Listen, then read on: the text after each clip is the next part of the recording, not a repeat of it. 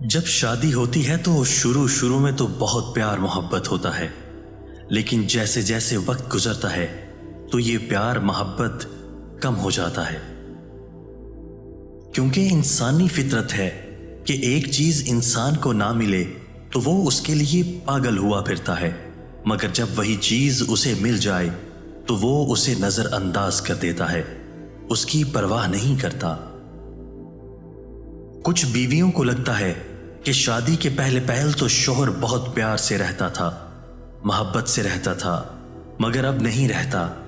تو ایک بات میں کہوں گا، جو آپ کے ساتھ اتنے عرصے سے رہ رہا ہے، آپ کی ضروریات پوری کر رہا ہے، آپ کی ہر غمی خوشی کا خیال رکھ رہا ہے، آپ اس کے بارے میں دل میں کوئی بھی بدگمانی پیدا مت ہونے دیں، کیونکہ بدگمانی اور وہم ایسی چیزیں ہیں جو کسی بھی گھر کو اجاڑ کر رکھ دیتی ہیں۔